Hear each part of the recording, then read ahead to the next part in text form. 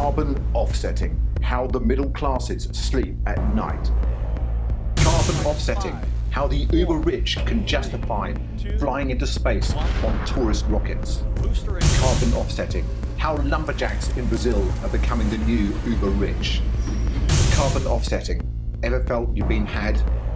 Carbon offsetting, why aren't people angry about this?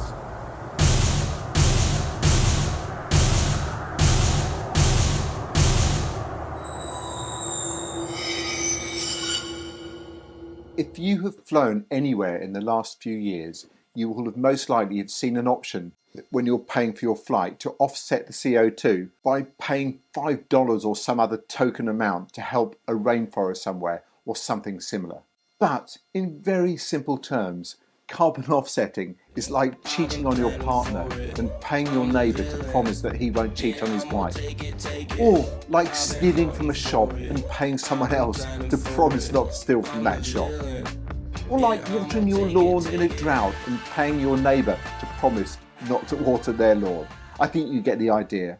So without the tightest of regulation, carbon offsetting really is complete and utter bullshit that serves to make global warming, drought, floods, pollution, severe weather and food scarcity worse rather than better. So let me explain, but before I do, don't forget to take out your love gun and shoot the like button.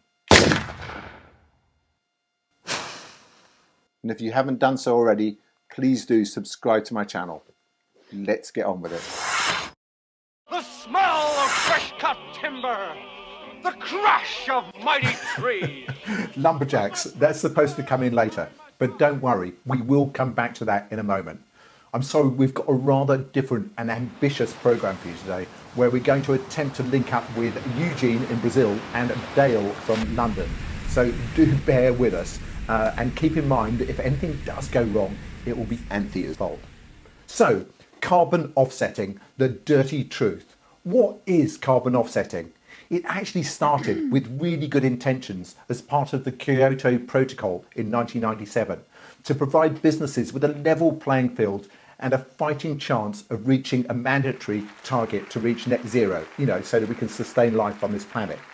This was and still is understandably tough for businesses, as you can imagine, and not a level playing field, as some businesses may have just invested millions or even billions in carbon-heavy machinery, whereas others have not.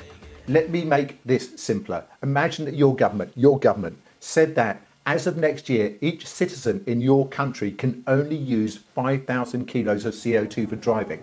So on the one hand, you've got Todger and Penelope, who, as luck would have it, have just bought a brand new matching pair of Range Rover's Schau Mich that have a CO2 output of 1.26 kilos per mile, and they both do around 12,000 miles per year. You don't need a calculator to work out that they are going to be way over their budget. And whether you agree with their lifestyle choices or not, that's so unfair. They bought their Range Rover Schau Mich in good faith. What are they going to do? Well, luckily for Todger and Penelope, their hippie neighbours Luna and Sonic have recently bought a pair of Ford Compost electric vehicles with a CO2 output of just 180 grams of CO2 per mile. And Sonic happens to work within walking distance of Todger's place of work. So if Todger and Sonic can ride share to work, avoiding talking about politics during the journey, using Todger's car some days and Sonic's on others, and if Todger can learn to walk to pick up his paper and maybe even cycle to the gym occasionally, and Penelope can walk the kids to school instead of driving them, using their combined allowance and the extreme goodwill of Luna and Sonic, hippies are usually lovely people by the way, they have essentially offset Todger and Penelope's allowance. Todger and Penelope get to keep their brand new Range Rover Schau Mich until they have reached the end of their natural life and stay within their CO2 budget. So this is good for the planet and begrudgingly fair for Todger and Penelope. All good so far, yes? Okay, so how this works in business is that Luna and Sonic are a low carbon company. Actually, that's quite a good company name. And Todger and Penelope are a high carbon emitting unethical company who pay Luna and Sonic to use their CO2 allowance. This is called cap and trade, and that in a nutshell is how the original mandatory offset works. So let's switch this back to the car analogy. So what would happen is that if your government implemented this plan for cars, an entire industry would open up. Call centres, mail shops, email, flyers, door knockers from brokers trying to match people not using their CO2 allowance with people who are overusing theirs. Okay, so have we got Dale in London? Have we got Dale in London? Hold on, give me a minute. Yeah, okay, right, let's go over there now. Are we live? Can you hear me? Can you hear me? Yeah, okay, right. Okay. Hi, I'm Dale from Dale's Auto Brokers, and I really do want to buy your entire family's unused CO2 credits. If you have more adults in your home than registered cars, I have an offer for you today. It's called free money. Yes, you heard me right.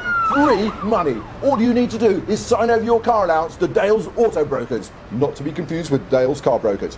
I can pay you $100 a year for every adult for the next 5 years. And if you have a teenager in the home, for this week and this week only, we can even throw in a free Xbox if they will advance sign over their CO2 allowance. Brokers would approach people who don't even have cars and have no intention of ever having cars, with the broker buying their CO2 credits for pennies on the dollar and selling them to the Range Rover Schau owners for a markup, and the broker keeping a tidy profit. Absolutely no benefit to the planet, but essentially a huge black market where people's CO2 allowances are traded as a commodity. Sorry, let me rephrase that. It's not exactly a black market. It is not even fraud, but the system, and by the system I mean the current carbon offset system, is set up to let people manipulate it. And this is exactly what is happening today with carbon credits on an industrial scale.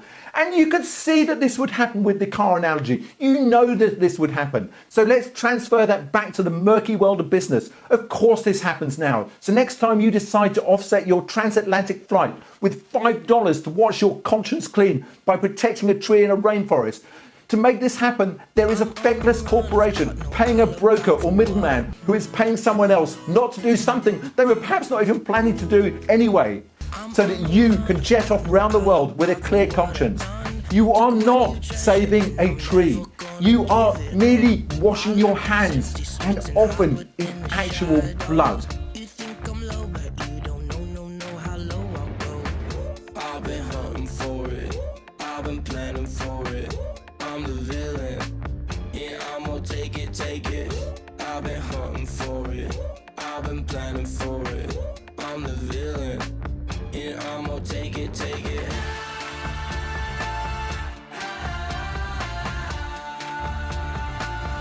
I'm the villain.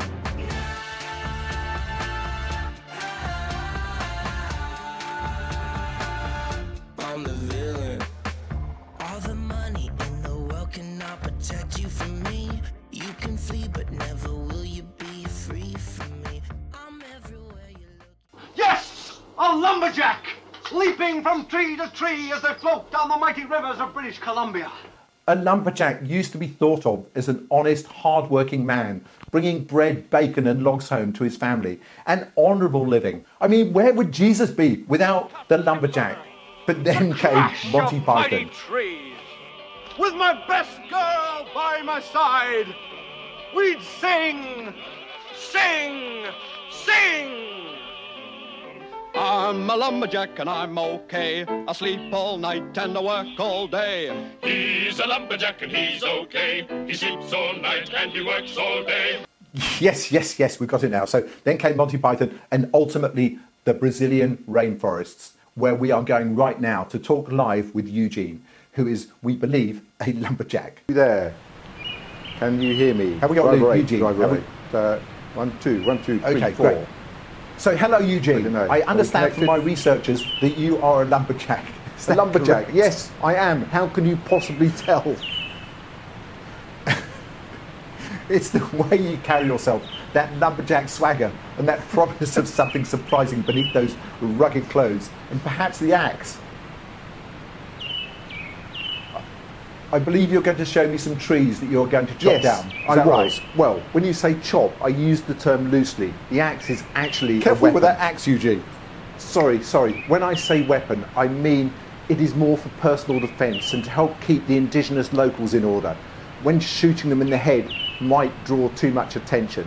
So instead of the axe, we generally either cut the forest down with a mechanical rotating tree shearer, or if there is no demand for the actual wood, we just use a match and burn the entire forest.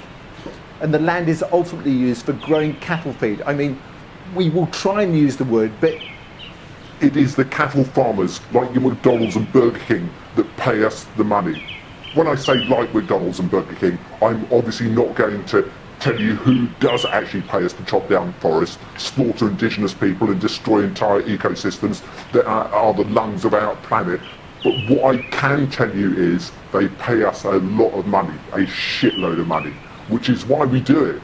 In fairness, it tears me up sometimes. that's weird. Are you disguising my voice for dramatic effect? I thought you said this was my lucky day, which is why I agreed to be interviewed. Well, today, Eugene, is your lucky day. Have we got Dale on the line? Have we got Dale? Yes, here he is. Well, today is your lucky day. I am Dale from Dale's Forest and Tree Brokers, leading the way in outrageous profits from carbon offsets in the Amazon. And have I got an offer for you today? Free money. Yes, you heard me right. Free money. How much money were you going to make from cutting down that roughly 100 acres of rainforest over there? About $1,000 an acre. So I'm guessing, sorry, my maths isn't very good, but I do know how to swing an axe and shoot a gun. I'm guessing around $100,000. Okay, what if I pay you $100,000 if you sign this piece of paper today to say you won't cut it down? And if you sign right now, I'll throw in an Xbox. There's got to be a catch. Are you shitting me? Well, about the Xbox, yes. That's sort of an ongoing joke if you watch the rest of the video. But no, I am deadly serious. But this is what I do for a living. Are you telling me I can't be a lumberjack anymore? No, of course you can. You can cut down that forest over there, but not this one here. Well, not for a while anyway. A while? How long is a while? Well, we recommend 10 years, but some people come back sooner. It's up to you, really. The longer you leave it, the more people I can sell it to. So make sure you leave it at least a year, but 10 years is best. If this is legit, I'm going to tell my friends down at the Lumber Barons Club in town tonight. It's dress-up night, so there's going to be loads of people there. Okay, let me have your fax number. I'll fax you over the documents, and I'm going to sell these trees to an airline, so they should be unloaded pretty quickly. Let me get these properly offset first, then let's meet you and all your buddies another night, although dress-up night does sound intriguing. Oh, it is. That, ladies and gentlemen, in a nutshell, is how carbon offsetting works. Almost every scumbag benefits, apart from the planet. Even you benefit from feeling good about offsetting your carbon footprint. Hopefully you won't now. But Dale makes a shitload of money, so he's happy. And the politicians he pays through lobbying who allow him to operate. And of course Eugene and the officials he pays are all also literally laughing all the way to the bank. Look, I'm sure there are some honest-to-God lovely lumberjacks out there. And I am sure there are also some honest brokers. But this whole offset thing is rife with abuse. And if you are choosing the cheapest way to offset your flight, you are probably being had. But just for clarity here, there are two types of carbon offsetting. The cap and trade, which is mandatory and loosely regulated. And then you have the voluntary stuff that lots of financial institutions and like large corporations like Disney, etc., have signed up to, that has no regulation at all. But in closing, I should point out that not all offsetting is bad. It is the lack of regulation that makes it open to abuse. And where there are billions of dollars involved, billions of dollars, there is a huge incentive for abuse. The one area of offsetting that, in my opinion, is good would be peatlands restoration. And I'll be covering that in a future video, so watch this space. But basically, with a carbon offset, a business, a government, or an individual can pay someone else to cut or remove greenhouse gases from the atmosphere, to protect a tree or forest, or to invest in innovation that should reduce greenhouse gases, or crucially, not use their allocation of CO2. And of course, even when this is regulated, as some of it is now, it is open to abuse. You cannot realistically offset your 4,000 mile flight with $5 fucking. Get real. But if these programs are well managed and well regulated and not something that was going to happen anyway, then this is not a bad thing. But honestly, by far the best way to help the planet on a personal level is for each of us to expel only our fair share of CO2. Want to know what your fair share of CO2 is? Buy this book. I review it here, and there is also a link in the description below. Every household should have one. How bad are bananas? Do you really need to fly 3 or 4 times a year? Do you really need to drive your kids to school in that SUV? Do you really need to buy new items of clothing every 5 days? The average American buys 68 new articles of clothing per year. And that's just the average. Some people buy a lot more. Do you really need to have a meat-based diet? I know it's tough to change a lifestyle that we all thought was ours to have. So if you're not ready to make all or any of those adjustments, and I accept for a lot of people the idea is like, oh, come on, I'm all for saving the planet. But we always fly to Europe in the summer and the Bahamas in the winter. Oh, and obviously Aspen and then somewhere for the kids. If you feel that way, then I would suggest you launder your conscience by giving money to a good climate cause, peatlands restoration, or joining the Green Party perhaps, or giving your money and time directly to an organisation who are trying to stop climate breakdown. $5 for a 4,000-mile flight isn't going to cut it. Do say, I must fly less. Don't say, let's go on a cruise instead. But what do you say? Let me know in the comments below. Do you use carbon offsetting to wash your conscience clean? Let me know in the comments. Is abstinence the only answer? Tell me what you think. I read all your messages, even the batshit crazy ones. And if you've not already done so, please do take a moment to subscribe to my channel, and don't forget to show me some love by removing your love gun from your holster, or in this case, from the table in front of me, cocking the trigger and shooting the like button. And you can share this video across any of these social media platforms. Doing all or any of these things really does help me reach a wider audience and hopefully affect positive change. And if you have enjoyed this video and found it useful or just weirdly compelling, you might like this one, or even this one. I cut down trees, I skip and jump. I like to press wildflowers. I put on women's clothing and hang around in bars.